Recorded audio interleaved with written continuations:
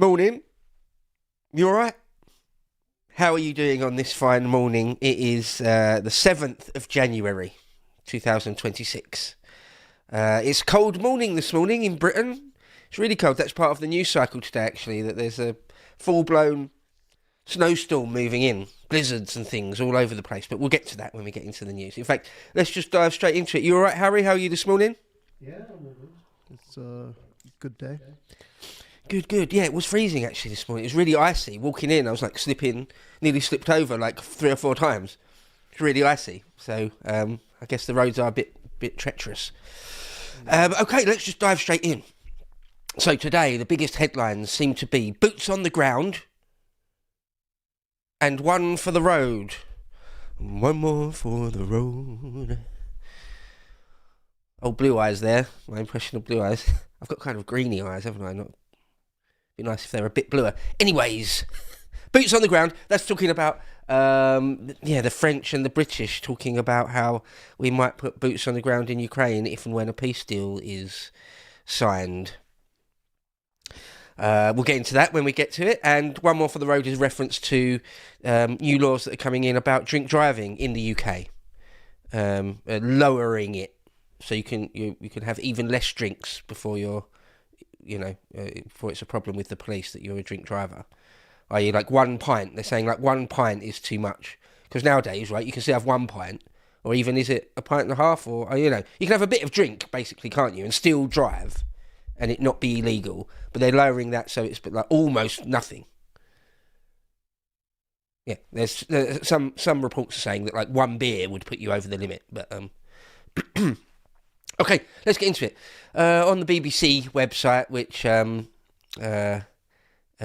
doesn't do the papers in the same order every morning, but one thing I'll say is we do talk about the BBC here on Breakfast with Beau, the Beau Show, Beau's Breakfast Club, and thank you for joining me as well. You're the chosen few. But obviously hate the BBC, absolutely hate the BBC, but it is sort of, as we are looking at the mainstream media, essentially, aren't we? We're looking at the corporate mainstream media and what they're saying. So do still use the BBC, although I would like to see them defunded and like cease to be a thing entirely. Let's just make that clear. All right, so the Eye paper says, boots on the ground, UK military bases in Ukraine to keep peace. So my first thoughts and feelings on that, when I first saw this morning, I thought, oh no, I really hate that. I don't want that. And that's true. I do hate that. I don't want that. But when you look into the details of it, it's not quite as big or important as it first seems. You think, boots on the ground, we're going to put, multiple regiments over there, like Iraq, like Basra, like we did in Afghanistan and Basra, and have loads and loads of military people there for years and years on end. It doesn't look like that's the sort of thing they're talking about. One, it's only if and when a peace deal is done, and Putin doesn't, at the moment anyway, doesn't look like he's interested in any sort of peace deal. And two, again, when you actually read about some of the details, it seems like it's just a general peacekeeping effort, much like something the UN would do, i.e. relatively few men, or really quite few men, and they are there to sort of, it's like a token gesture sort of a thing. It's not like loads and loads of combat troops there firing guns all the time. Like what we had in Afghanistan, in Helmand. Like there was actual firefights sort of all the time, and these like a military hub, would have like a strong point, a strong house that we had to keep, and it would always go under attack and stuff. I was told to read super chats as we go along if we can. So first one came in saying, in honour of Scott Adams, raise a Coffee Brothers. That was from Justering Green 8572. I believe that Scott Adams meme chap is dying. So yeah, raise a Coffee Brothers. So the Ukraine peace deal. Still, even though it's not as bad as it first seems, I still don't like it. It's not our fight. I'm not interested in Ukraine or Russia. I don't want to fight for or against Ukraine or Russia. I I don't feel like it's Britain's fight in any way, shape or form. There's loads of other details about it as well, that we're going to keep giving them endless money, essentially. Going to keep supplying them, Ukraine, with hardware, like almost endlessly, sort of, basically. Don't like any of that. I don't want any of that. So I've sort of got a fairly hard line against staying out of it entirely, if possible. Some people view that, where I've said things like this on the main Lotus podcast a whole bunch of times. Some people, for some reason, interpret it that as though I'm pro-Putin. I'm not pro-Putin. I'm not at all. I'm very, very anti both of them. I think Zelensky and his government is one of the most corrupt governments in the world. I mean, it just is. That's a matter of fact. That's a matter of record. That is. And Putin is a stone cold killer. He just murders journalists all the time, amongst loads of other egregious and horrible things he has done and does all the time. So I'm no Putin fan. I don't want anything to do with any of it. It's gross. I've got the same position on Israel-Palestine. Just like, ugh, get away from me. Get off of me. It's nothing to do with me. Get lost. I'm an Englishman. What the hell has this got to do with Albion and our interests? Nothing. Ugh. Does Keir Starmer do anything that's in our interest, or that the majority of British people want? Has he done anything? Pardon me. Has he done anything? When he's... honestly, I can't think of one thing where it's like the British public would really like to see, like a populist thing. Just one thing. No, everything he does, pretty much everything his government has done, the average Brit is like aghast at, more or less. Just like, you've made abortions almost up to birth legal out of nowhere. Oh, no one was asking for that. You're trying to reverse Brexit. No one asked for that. You ID cards. Yeah, no one was asking for that. No one wants that. Oh, you're going to put troops on the ground in Ukraine. No one's asking for that. You know, you're going to sell off the Chagos Islands. Why? Where did that come from? No one's been lobbying for that. There's no movement for that. I mean, it's just on and on and on, isn't it? Okay. The iPaper. The Times. What's the Times going with? Oh, look, we've got a Trump dance. We've got a classic Trump dance. There we go. What does it say? UK agrees to boots on the ground in Ukraine. Okay, same story. There you go. Trump wants to take over Greenland in next 3 years. There's all talk this morning that, some editors seem to be going with the more sensationalist angle that Trump is looking at and thinking about a military incursion, a military invasion of Greenland. But a lot of them, probably a few more than half, are saying, no, Trump wants to buy Greenland. Trump wants to buy it. And that's, it sounds a bit odd, doesn't it? If you're not used to that idea, or if you haven't heard that idea before. But that's totally a thing that has happened in the past. Big chunks of land. I mean, the United States bought Alaska off of Russia, didn't they? It's in the 19th century. Was it? They just bought it. One country, if you can agree a deal, that's a possible thing. Makes a bit of a mockery of the idea that it's sort of like its own national self-determination or whatever. But, I mean, if Trump could agree a deal with Denmark to just buy Greenland, I mean, I do think that if he just did a military invasion of Greenland, as small as that would be, I do feel like that I couldn't justify that. I couldn't really get behind that in any way. As I said yesterday, you know, Greenland haven't done anything wrong. There's no aggression coming from them. So to take it in a military way, that would seem bad to me. It's simply not cricket, old boy. You know, and that wouldn't be cool. So if he buys it, I mean, what can you do? What can you say? You know, if Denmark agree, then it's sort of, that is what it is. All right, let's go on. The Guardian.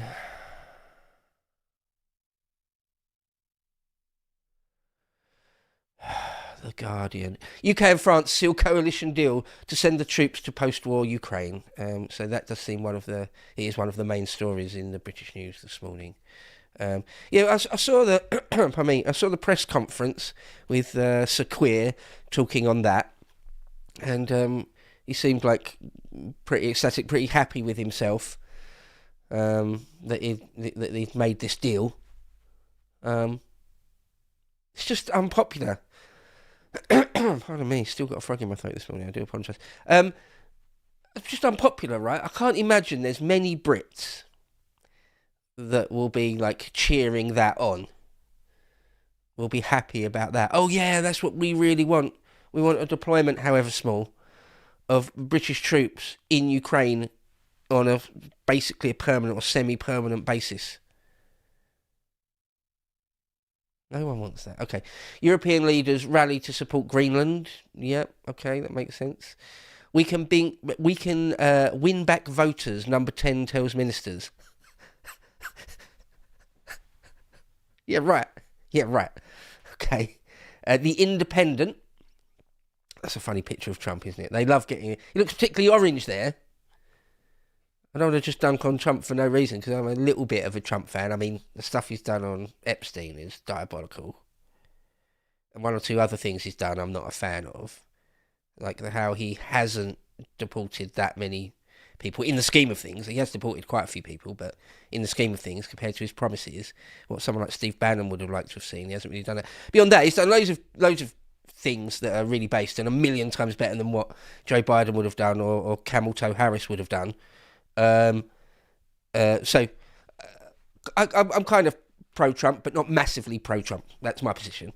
They've got him looking quite orange there. I don't know if he had a very recent top-up of orange on that one, but it's a funny picture anyway. Apparently he was mocking Macron. There's a front page later where it says he was aping Macron. I haven't actually seen the clip myself, but that would be quite funny. Britain signs deal to deploy troops inside Ukraine.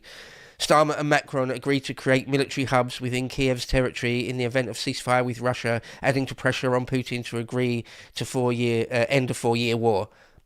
Doesn't really put much more pressure on Putin, does it really? I don't really know how that makes sense. Oh, couple more super chats came in. CWYE.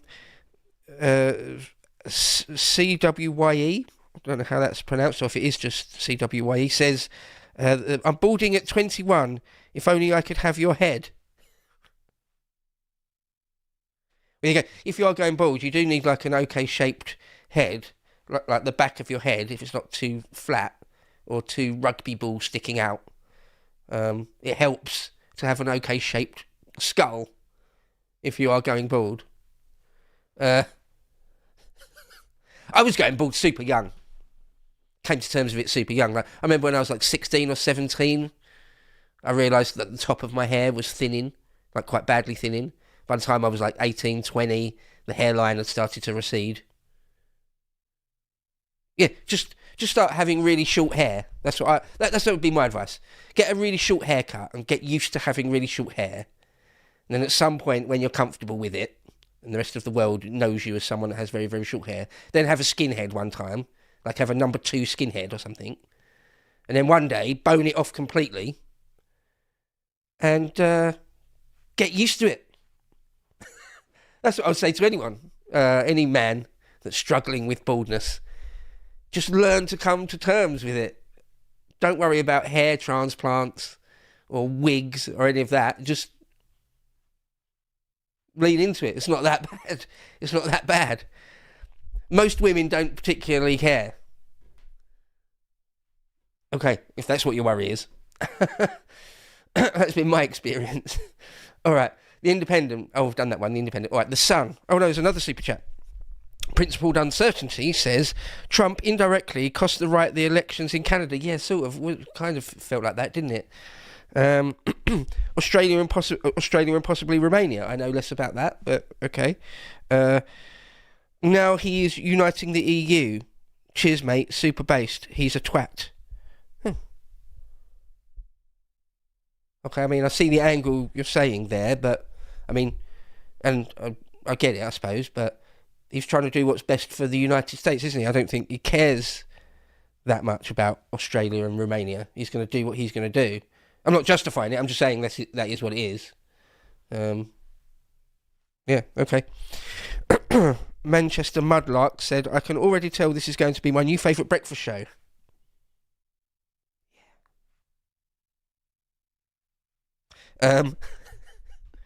This is a breath of fresh air with serious topics and a very relaxed delivery. Cheers. Andre T23 says, good morning from Canada. Principal's uncertainty is right. Sucks because it's involuntary, but the establishments in those respective countries used TDS to scare people. Trump derangement syndrome to scare people. Yeah, that's also true, isn't it? Trump derangement syndrome.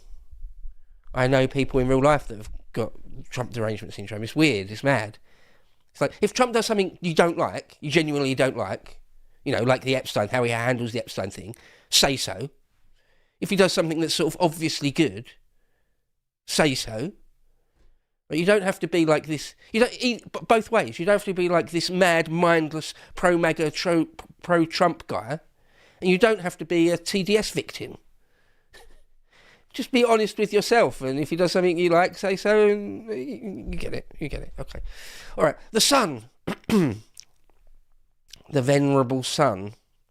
They're going with the drink driving thing. One for the road. That's their headline. Drink drive limit could be cut to a pint. New blow for struggling pub industry.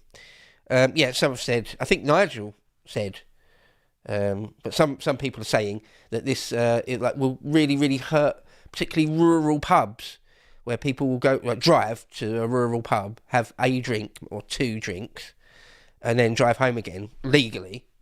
That this will put an end to that, and it will screw with rural pubs. May well be right. I don't know exactly, but that may well be the case. Yeah, they definitely, the powers that be, definitely want to. As we touched on this yesterday, didn't we? Definitely want to screw with pubs. Definitely want to try and prevent people from drinking as much as possible, or congregating in groups and talking openly, getting a bit tipsy and talking openly. They seem like they really, really hate that as a concept. So yeah, the Sun goes with the drink driving. The Tory graph, the Daily Telegraph. That's a funny picture of Trump again, isn't it? Drink drive changes to kill off rural pubs. That's the angle they're going with. Badenoch, the leader of His Majesty's Royal Opposition, a Nigerian lady, Kemi Badenoch, says police chief must resign over Maccabi Tel Aviv fan ban. So this is a little bit in the news today. I believe the police chief appeared before a select committee yesterday, was it? Where, if anyone remembers what happened, there was an Israeli team came to Birmingham to play football in one of the European championships. It couldn't have been Champions League, would it? It'd be one of the lesser European UEFA Cup or something. They came to Birmingham to play a game, and Birmingham is a Muslim city, basically, isn't it? Big chunks of it. I mean, demographically, it's Muslim, and then lots of their council are Muslim councillors and stuff.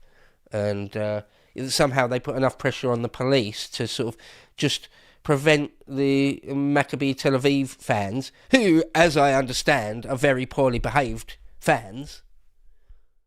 But nonetheless, lots of teams have very poorly behaved fans. The point is that it's suggested that, what Muslims want, the Muslim values, i.e. really, really hate Jews and anyone from Israel, that got to, that just dictated what the police did. And that's not great, is it? I mean, that's a very, very slippery slope. That's sort of terrible. And Lotus Eaters, we covered it at the time. I'm pretty sure we did. And on State of Politics, we did. State of Politics. And so it's just Kemi Badenoch now saying that the police chief himself, who isn't a Muslim, I believe, if I remember, I saw him, he's a white dude, calling for him to be removed or resign. There you go. That's that story. The Daily Mirror. The Mirror. Revolution on our roads. Oh, God, look, there's a picture of Heidi Alexander MP. Disgusting woman. She's also the MP for right here, South Swindon. She's our MP. I met her in person once. She's really, really gross. Really gross human being. On every level. Politically, physically, morally. She's everything. She's like the rainbow flag, the endless migration. Never ever talk about any crimes that migrants do. Like ever. Never ever mention it. She's the pits. She's the absolute worst. She's an ex. You just look, if you don't, I was going to say, look back at her career if you're interested. You shouldn't be interested. No one's interested. It's crazy she's even in government at all. Complete car crash of a woman. But she's the transport secretary. So she's in charge of essentially all all the railways, but also like roads and things. And also so like if there's change to drink driving rules, that will be under her purview. So yeah, they're saying they're basically making the argument that it will be safer, which isn't mad, is it? I mean, I'm not saying that's wrong. It'll be safer if you basically can't drink at all, more or less, and drive. And also, remember yesterday, eye tests for the over 70s. And I think there's more as well. There's like seatbelt new laws about seatbelts have to be even safer in some senses. Oh yeah. Radical overhaul of car laws in bid to cut crashes and save lives. I mean, again, it's reasonable. I'm not sure how I feel about that. On one level, I'm like, good if it saves innocent people or kids or whatever from dying in car crashes. Good. What's wrong with that? What possible argument is there for that? And then there's the other sort of more libertarian sort of idea, thinking of, no, why should the state tell me to what I can or can't do? You know, the idea of, I guess it gets the idea of, should the state, should the government tell you to wear a seatbelt at all? You know, it's an interesting debate. Should it be up to you if you really don't want to wear a seatbelt? Like, should the government force you to? And then you die in a car crash, that's on you then, isn't it? I don't know. It's an interesting question, an interesting topic. Or then you go to crash helmets. What if someone says, they ride a motorbike, I don't want to wear a crash helmet? Well, you know, if they die, it's on them then, isn't it? But isn't it? It's in their best interest too. I suppose deep down, my gut says the government shouldn't tell people these things. But there you go. Because it's a slippery slope, because you end up with more and more and more and more. You end up with some Heidi Alexander, nanny state, like pearl-clutching mum of a minister, saying you can't do this, you can't do this, this you can't do, this you can't do, this you can't do, this you can't do, and on and on and on and on.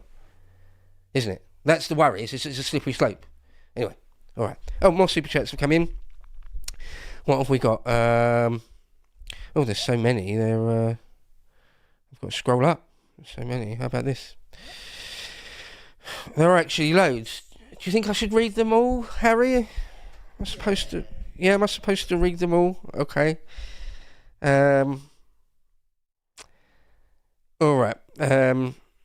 70 MMMM or 70 says, morning all, hope we're having a beautiful morning.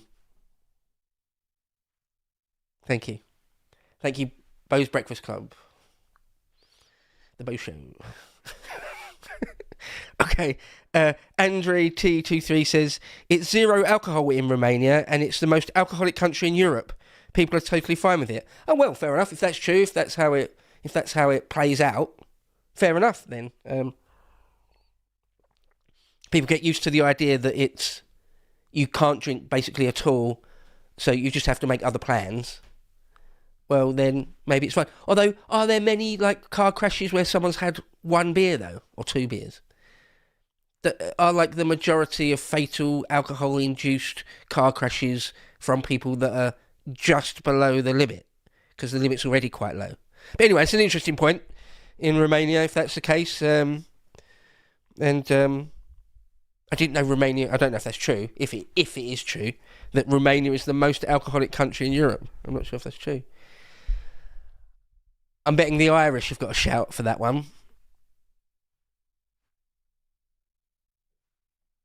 No, I don't know. I don't know about that.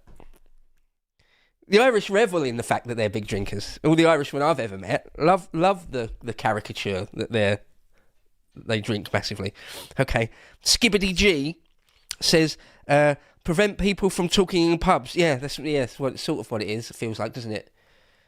Just like they don't like it. They don't like people congregating together and like loose tongues talking about things. They're discontents in the pub. They hate it. Or Ed Dutton did an interesting thing read an interesting thing from Professor Ed Dutton, friend of the show, recently, talking about just a much more general sort of meta point, how all leftists and socialists, like really broadly speaking, hate it. Hate drinking for all sorts of different reasons. But it boils down to, on a couple of different levels, that they don't want people to have fun. They don't like fun. You're supposed to be... Well, anyway, Ed Dutton put it really well. I can't remember all the arguments, but it was sort of that. Zachary Misk 6220 says, what is the British position on Alberta's independence movement? Oh, I don't know. We never talk about Alberta's independence movement. It's not really a thing in our discourse particularly. If you're asking me right now, Alberta in Canada, I take it. Like, doesn't Quebec always want to break away as well? I don't know. I'd have to look at the details of it. With that sort of thing, it's probably not a great idea to just have an off-the-cuff, I think this about it, when you don't really know much about it. Like, for what I'm thinking this. When you look at, like, Basque separatism in Spain, you really, really should, I think, should drill down into the history, the deep history, centuries worth of history in that before you form an opinion. Same with, like, Northern Ireland, say, the Northern Ireland story. If you just have an off-the-cuff, knee-jerk gut reaction to that, it could well be a terrible take, and you find out more about it and change your mind. So I'm going to do that. I'm gonna Tim Pool this one and sit right on the middle of the fence. I don't know enough about Alberta's independence movement, Zachary.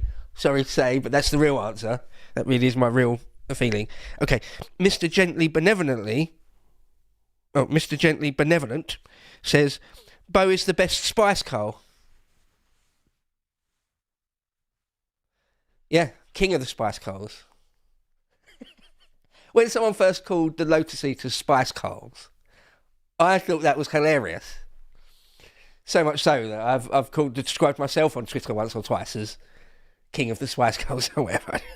I don't know why. I just think it's funny. CWE again says pubs are central to cultural revival and fixing society. Yeah, the state attacks them at all opportunities. It is a secular church for the Englishman today. Yeah, I mean, yeah, it does feel like that, doesn't it? It really does feel like that. Aristoteletolion says, are West Ham going down, Beau? Oh, they got smashed the other day, didn't they, by the worst team in the league. Yeah, well, I hope West Ham don't go down. God, my whole life, it seems, pretty much, well, the whole of my life that I can remember, West Ham they're a bit of a yo-yo team. They've been good the last few years, like the last 10, 15 years haven't been too bad, but a lot of my life, West Ham have gone up and down, got relegated and promoted, and thing is, to be perfectly honest, I don't care about football anywhere near as much as I used to. Anywhere near as much. Something died in me in my late 20s, I guess, maybe early 30s. Something changed. I was like, it wasn't even an exact moment. It wasn't like an epiphany or anything, but just at some point I was like, do I care about football, really? Like West Ham, do I, like, really? Like, I'll get all upset and actually be in a bad mood if they lose. Really? Do I really care? I think there's some big English tournaments. Well, there's one big English tournament. It's the one where Michael Owen's last big England tournament where he busted his knee, and I was like so gung ho for it, so ready and happy, and Michael Owen just buckled his knee, and it sort of ruined our goal scoring ability, and we got dumped out of that tournament. And I was really gutted. And I was like, oh no, I had such high hopes for this one. And I think around that point, I had some sort of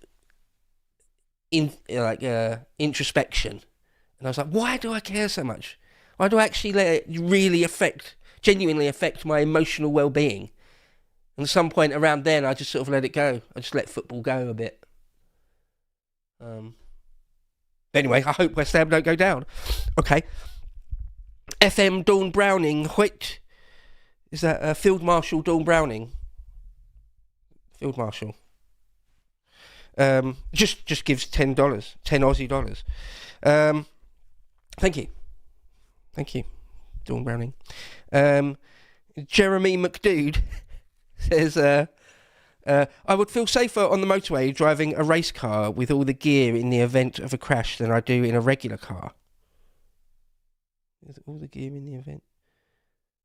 Okay. Not on slick tyres, I hope. Okay. Well, interesting point.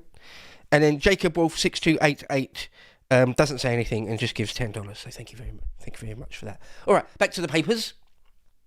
Let us know in the comments if you're not what you thought about that interlude, whether that was interesting interaction or annoying to you, or what.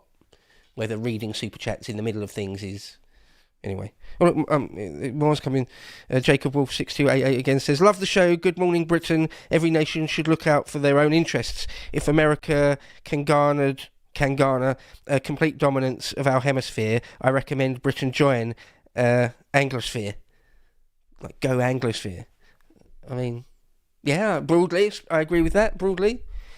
I mean, I'm half American myself, right? My dad is American. He was born and raised in Oregon, and only came over to Britain in the 70s. I've got loads of family in the United States, so I'm sort of half American. So I'm sort of, I'm sort of inclined towards being friends and allies with the United States more than some Brits, I think. So yeah, if there was sort of the greater Anglosphere, like all the Aussies and stuff, yeah, if we can all pull together in one giant thing, that'd be great. I'd love that. Reverend Norse says, from your old History Bro vids with Carl about the ancient Greeks to now, such a journey as a viewer, and even more so far for you, I imagine. Fight on, Beau. Oh, thank you. Yeah. I mean, for anyone who doesn't know, I've got my own channel called History Bro, and my big break on all of this was teaming up with Carl's. I've been riding on his coattails ever since. Well, yeah, a bit. So I had my own tiny little channel, History Bro. Tiny little. I had like 200 subs or something. And I met Carl in London. Literally, he was doing a speech in Whitehall, and I was working in Victoria, right by Whitehall. And I'd somehow seen on the internet that it was going to happen. I was like, oh, I'll go down, because I was a fan of Sargon, right? I'll go down there, see Sargon speak. I didn't even have any intention to try and speak to him personally or anything. I was just like, oh, Sargon's going to be speaking like 200 yards away. I'll go down there. So I went down there, and then he did his, like, it was only like a 5-minute speech reading off his phone. And then he was standing in like a little VIP area behind the thing, but there was only like a little guardrail. And I just went, "Hi, Carl." And he was like, "Oh, all right." And he walked over, and I was like, "Hi, Carl, pleased to meet you," sort of thing. This is ages ago. This is like 6 years ago or something. Is it? Something like more, maybe. 6-7 years ago. And then at that point, I was like, he probably gets this from everyone. He probably gets this from absolutely everyone. I said, I've got a little channel, history-themed channel. Would you mind? Would you ever consider coming on StreamYards or whatever, Streamlabs or whatever it is, StreamYard, and like talking to me, having a conversation about history? And I could sort of see on his face, he was like, yeah, maybe, sort of thing. And then I said, I'd like to have a conversation about Thucydides. Now, anyone who doesn't know, Thucydides is one of the greatest ancient Greek historians talk about the Peloponnesian War, that fantastic war between Sparta and Athens with Alcibiades and all that sort of thing. And when I said the word Thucydides, Carl, his face lit up. He was suddenly like, yeah, I'll do that. I've been wanting to speak to someone about Thucydides for ages. I just somehow hit a nerve. I didn't even realise I was going to. I really didn't know I was going to. But it was exactly what it seemed Carl wanted to hear. And the rest is history. We did that. That's still on my channel now to this day. Like 2 hour plus long conversation with Carl about the Peloponnesian War and Thucydides. And then we made a few more videos. There's like a long form Alexander thing, like 5 hours about Alexander, 5 hours about Pyrrhus of Epirus, a few other things. The Xenophon's Anabasis. And then Carl started Lotus Eaters. And I said, do you want... Because I hated my job. I was working in the city. I've done it for many, many years. Hated it. And I said, do you want like a history buff dude? Do you want like a resident history nerd? And he was like, yes, done. You're in. I was like, oh, all right. Oh, I'll quit my job and move to Swindon then. And now we're here. Okay, that was a long aside. Oh, God, we've gone past. Okay, if I read all the super chats, though, there's just the whole thing will be that. My producer Harry's just nodding, just saying, yeah, do that then. Okay, I'll have to get back to the headlines at some point, though. Where were we? The hemispheres. Okay. Reverend Norse says, oh no, sorry, we've done that one. Jeremy McDude says, speaking of the History Channel, I really loved the freemium on Operation Nimrod.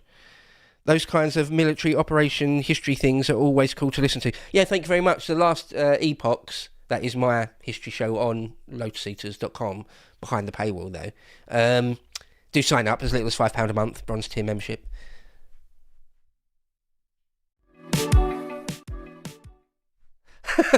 We're trying to sort out the camera things.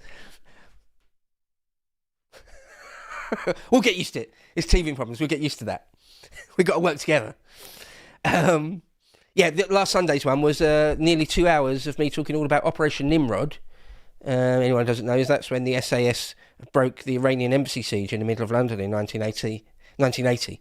Brilliant story. Brilliant story. Have you ever seen that clip on the balcony where the SAS put a shaped charge on the wall?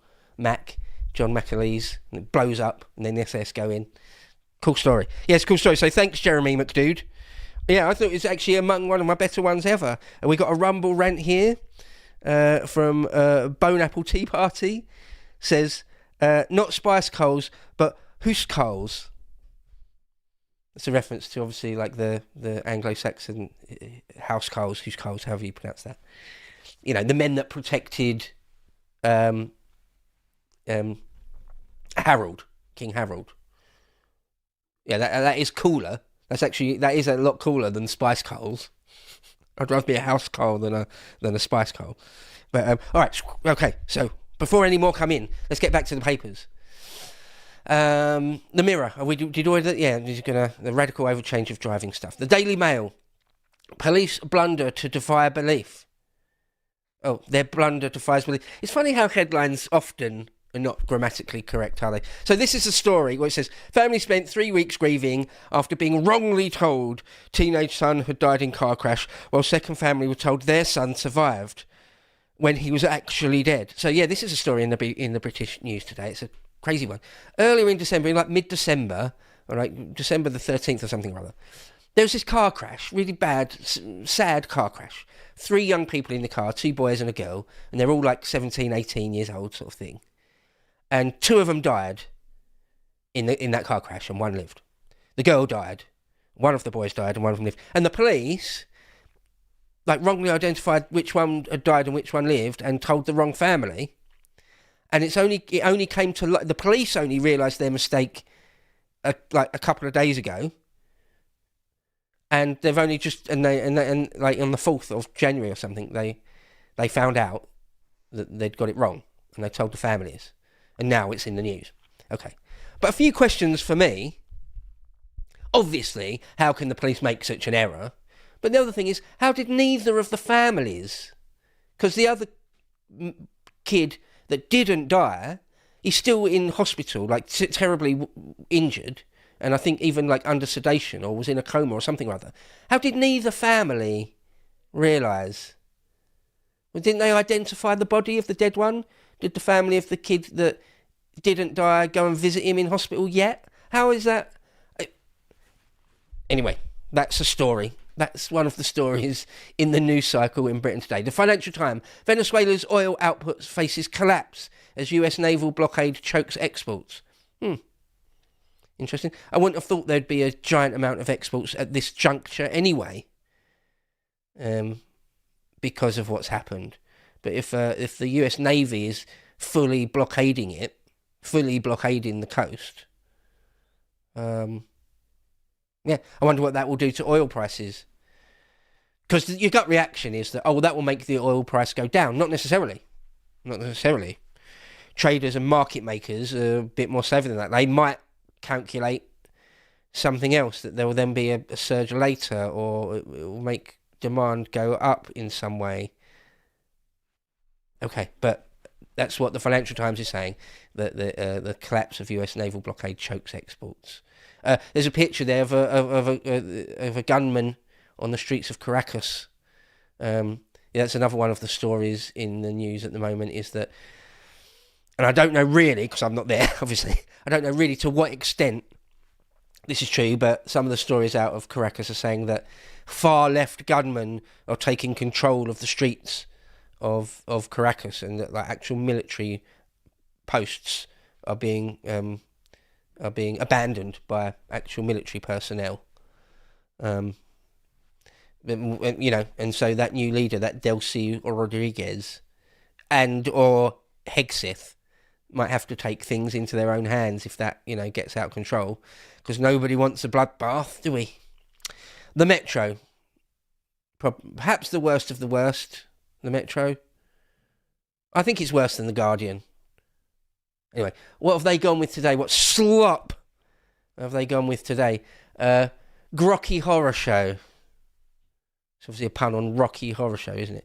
Grokky Horror Show. And the story is that evil Mr. Musk's evil AI, Grok, has done AI deep fake images of people in bikinis and things.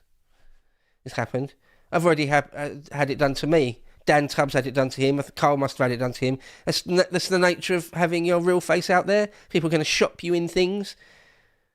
I get quite a lot of shops made of me. Most of them are cool, but some of them are really not cool. Some of them are like... I personally think even the embarrassing ones are funny. But anyway, people have done it to a couple of government ministers, and they've got no sense of humour. And so it's evil. Musk himself is to blame. Come on. And the Metro thinks that's front page news, and that Grokky Horror Show is a funny headline. Absolute nonsense. I hate the Metro. Screw the Metro. I'd love to see the Metro collapse and die and no longer be a thing in the world. Love to see that. Okay, Daily Star. What have they gone with? Classic Daily Star. Jezza's pal on snow patrol. Caleb's true grit. So that's the guy, what's his name? Caleb Cooper, who's on Jeremy Clarkson's Farm, that show. I haven't actually watched much of that. I watched a little bit of it and liked it, but I haven't watched tons of it. I should do. I just haven't really got the time. But anyway, like the Caleb dude on that, he's got his tractor out and he's gritting the roads because, as I said, there's like loads of snow and ice at the moment, and there's going to be loads more. So Caleb's on the scene, sorting it out. And that's front page news, according to the Daily Star. The Express. Britain to be hit by major snowstorm blast. Right, so it looks like a big thing. In Britain, we've got a reputation for not handling severe weather very well. But there's a certain point when it is really bad, though, right? We've got this reputation, we joke amongst ourselves, don't we, that there's some leaves on the line. There's like it's autumn, and a few leaves are falling on the train track, and therefore all the trains come to a halt. Or there's a tiny bit of rain, and half the country's flooded, and everyone panics. But the thing is, sometimes we do have really bad flooding, genuinely bad flooding. Or there's a little bit of snow, there's a tiny sprinkling, a tiny bit of castor powder, less than 1 mil of castor powder of snow, and everyone panics and all the schools close and we can't deal with it. Well, but the thing is, sometimes there are actual really bad snowstorms. Like really bad ones, especially in Scotland. Right, it's properly bad. Like whole communities are cut off from the rest of the world, sort of thing. That does happen though. So it looks like what they're saying, if you believe it, is that this storm that's about to hit today or tonight or something could be a genuinely bad one. I mean, I'll talk about that. I'm sure there's people here. Well, there definitely are people here, aren't there, listening from places like Canada, where even like a foot of snow or 2 foot of snow is no biggie. That's like par for the course. That's normal. And to them, we would seem like just like whinging poms. Need to sort ourselves out and grow a pair. But nonetheless, it looks like there is going to be... Well, it was freezing outside. It really was this morning. And like really icy. I really nearly slipped over a few times. So, all right. That's the front pages. Let's quickly have a quick look at some of the actual websites. A couple more super chats. What gives a whole new meaning to? Oh yeah, Andre T23 says, "Welp, that gives a whole new meaning to Thucydides' trap." Budumts, ha ha. He actually typed budumts. Basher Gang says, "Would you ever have Graham Moore from the English Constitution Party Society on your collab with him and spread the word about the English Constitution and our history?" No, I wouldn't. No. I'll tell you why. Because I had a conversation with Graham Moore once and liked the guy. Really liked the guy. That's why I agreed to go on there and talk to him. In fact, that was a conversation I had with him where I joked about the Scots. I was talking about Edward I Longshanks and how Edward I Longshanks, said about the Scots that he'd beaten them. I can't remember exactly what bit of it was, but he'd beaten the Scots in something, or he'd got a treaty that was really advantageous for England and really bad for Scotland, something like that. Or one of his rivals in Scotland had died, or something or other. And he said something along the lines of, and I paraphrase, "A man does a good job, has done a good job that day when he flushes a turd," something like that. I can't remember the exact quote. And I said something along the lines of, I'm like the Scottish National Party are like a turd that won't flush or something. And Hope Not Hate decided that I was talking about all of Scotland, all Scottish people. Deliberately, completely took it out of context. And some people still do to this day, thinking that I was like, wanted to flush away all Scottish people. That's not what I was saying. Obviously not. Anyway, the Daily Record put me on the front page. If you remember the first Beau show, I had that newspaper. Did the eyebrow thing with the newspaper.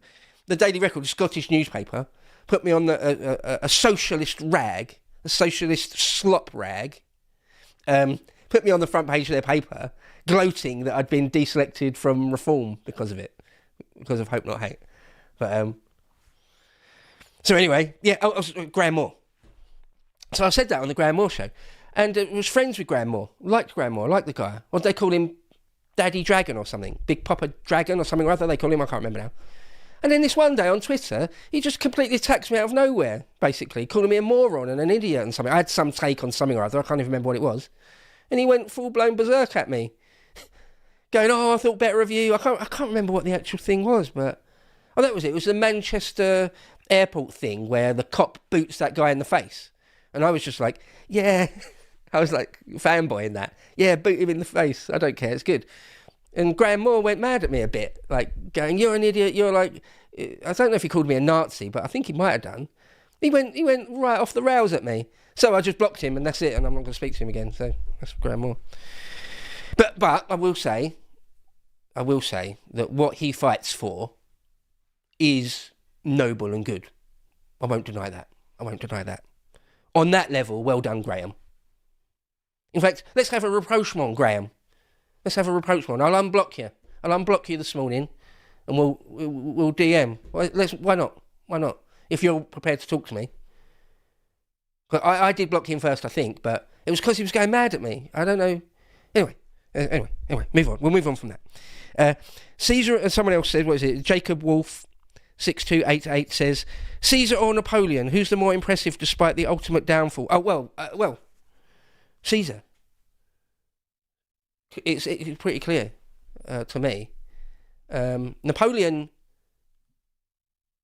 Napoleon's mid and later career is not that impressive.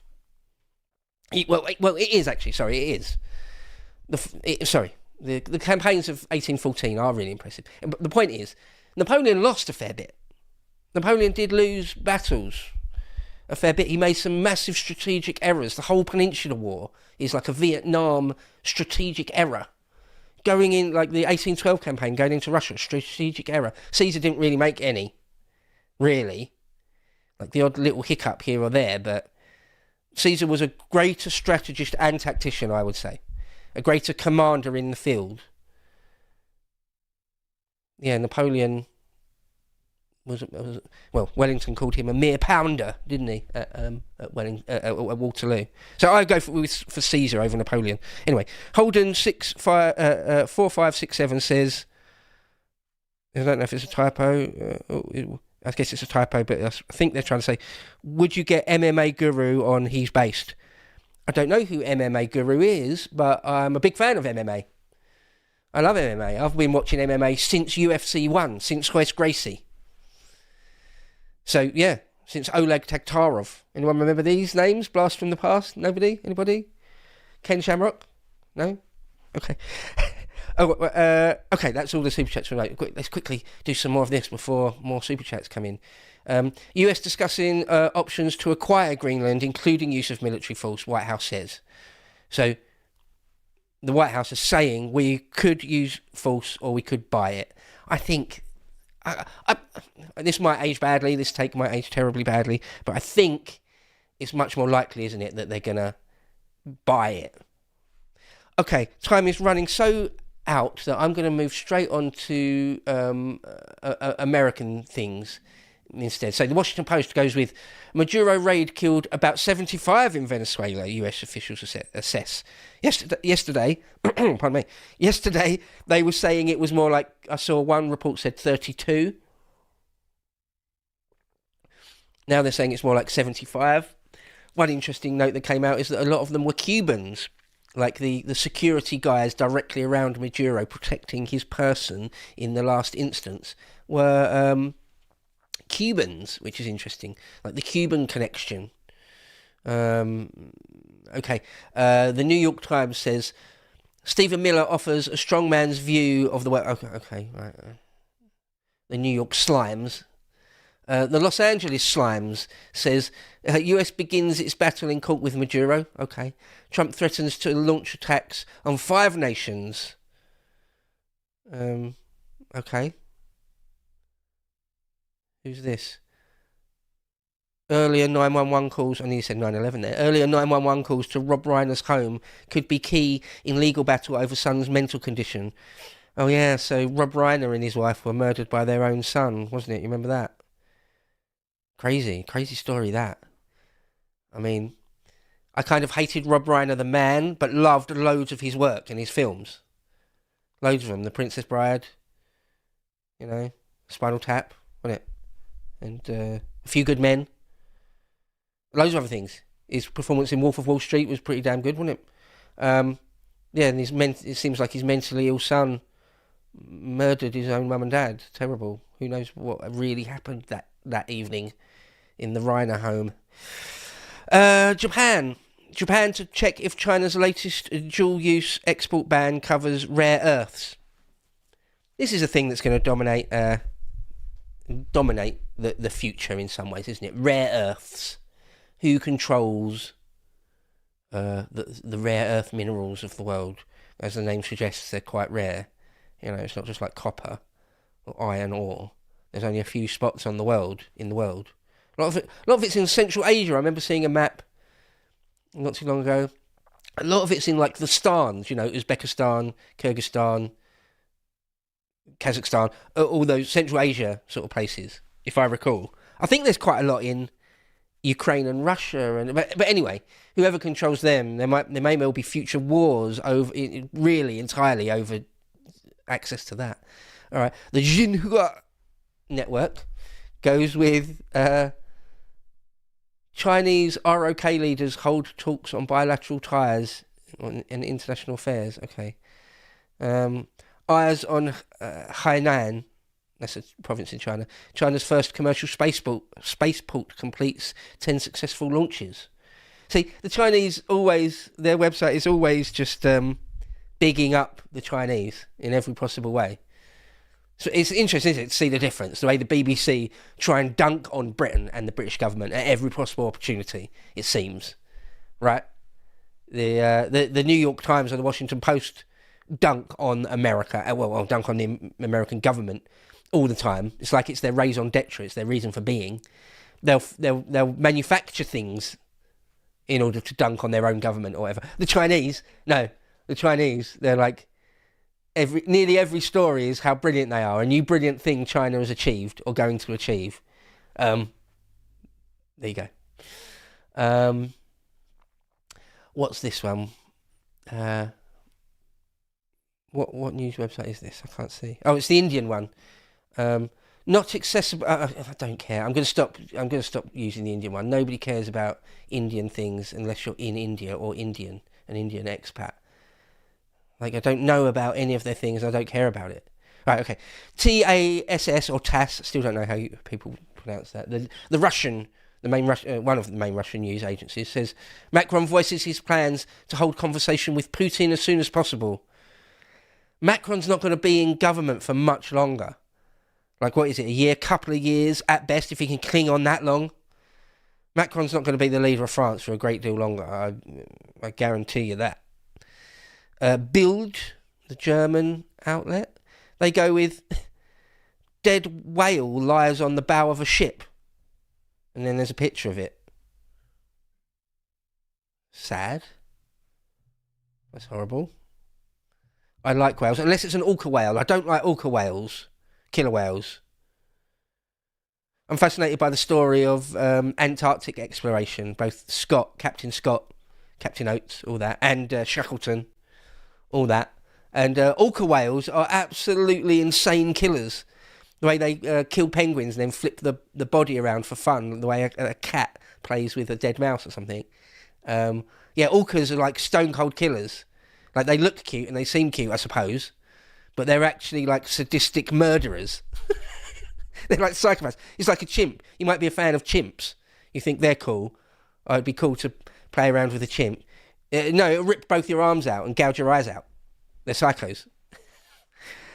Anyway, it was Trump apes Macron. There you go. I knew I saw it somewhere. Trump apes Macron.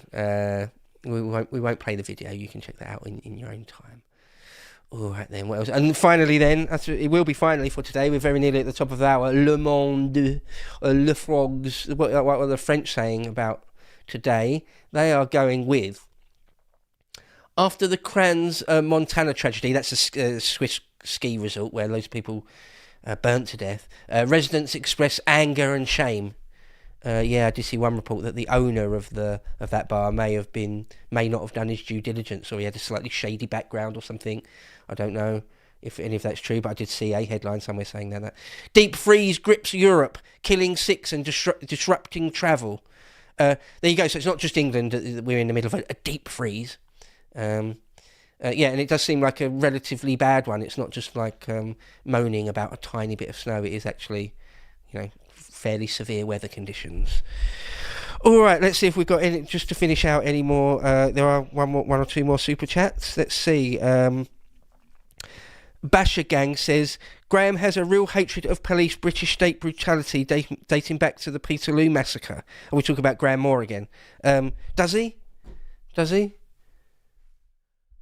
All right.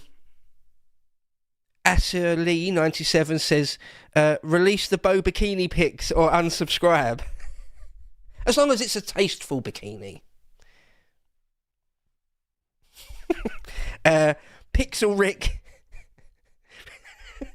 9978 says, fancy getting a season ticket next season in the Championship, and then 2 hammers, talking about West Ham. I haven't got time. If I had endless money and time, I'd get a season ticket at West Ham. Oh, and still lived in London.